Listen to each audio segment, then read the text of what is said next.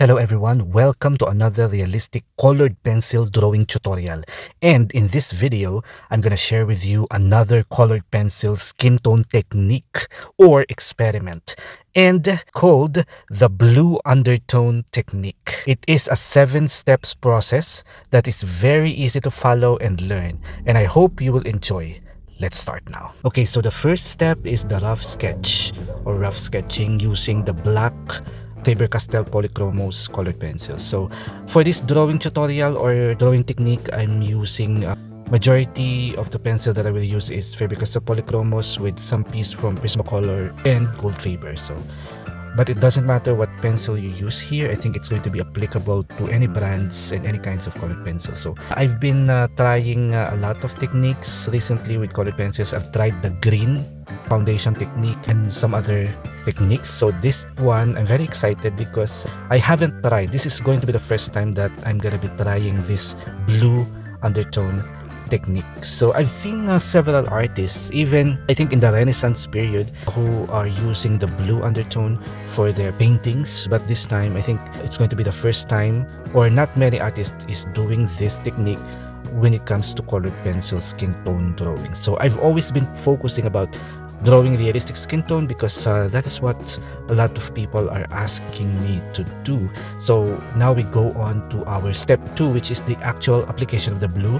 And this time I'm gonna be using 3 kinds of blue. So this is the first blue, the darkest blue. So this is just the dark blue. So you can use any dark blue shade, so it doesn't matter. You can use indigo blue or whatever blue you have. Yeah, I just decided to use this dark blue. And then this one is, yeah, you can purchase this one online. This is the foam applicator. It's very useful to any kinds of drawing technique that you do. You can use it with charcoal, you can use it. This is a very nice applicator. So, and unlike brushes, it applies very easily because you can easily get the pigments of the powderized colored pencil on paper. By the way, this is a powderized colored pencil. So this dark blue is being powderized with, I used that metal sharpener a while ago, but if you don't have that, you can use the regular sanded paper to be able to powderize your colored. It's not the first time that I've powderized my colored pencils, but this time I used the powder of this blue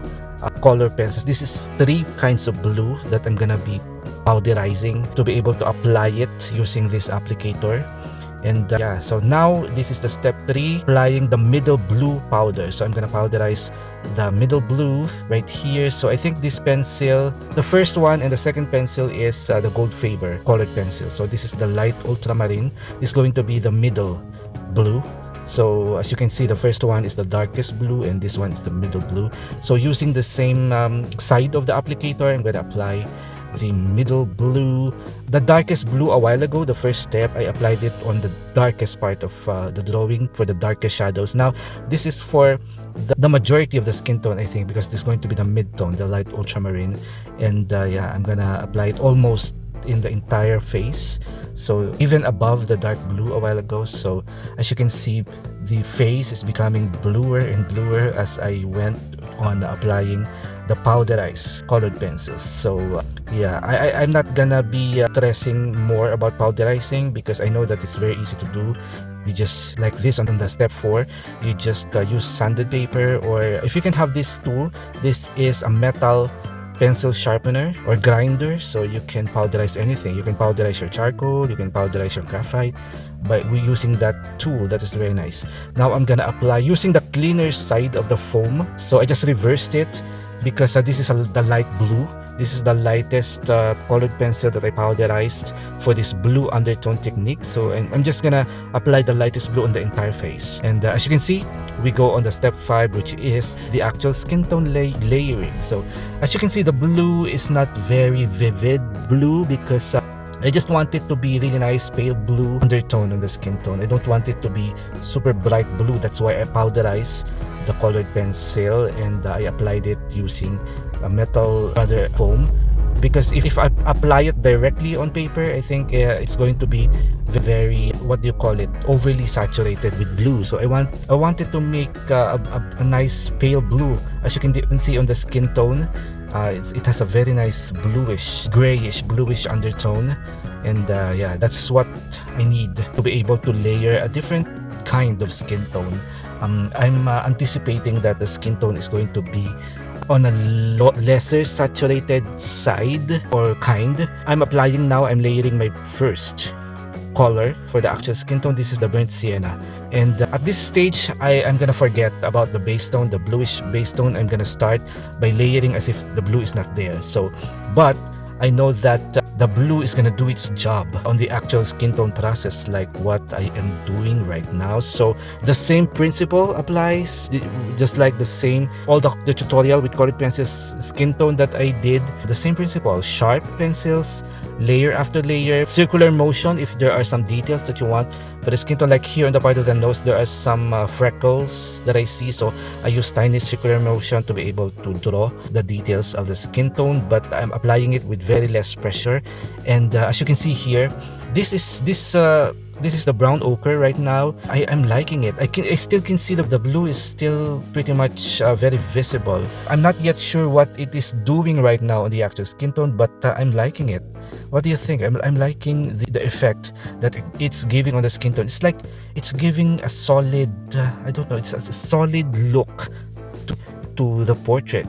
Now I'm adding some pinkish color, the rose carmine right here. And you know what I am observing right now when I'm applying a highly bright and saturated color like this one, the color of these pencils seem to be not very vivid.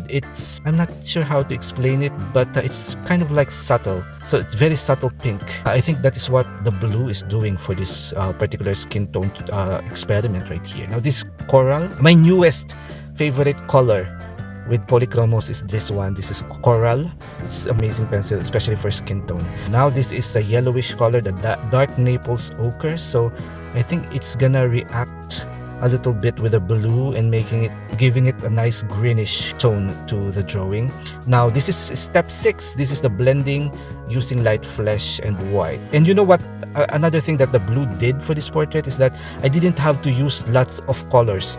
Very few colors I used to be able to build the skin tone, and now I'm already blending or burnishing the skin tone using the light flesh and now the white pencil. And I can see that the white pencil works really well with this technique. You can see that the white it can erase, it can add highlights, very nice. And then finally the step 7, this is the final details. So using the same pencils that I used, the black to darken some parts, the white to add highlights, and to make sure that everything is perfect. And I'm gonna erase for some highlights and white again for other highlights. So yeah, this is the blue undertone technique with colored pencils. I'm excited to know what you think about this technique.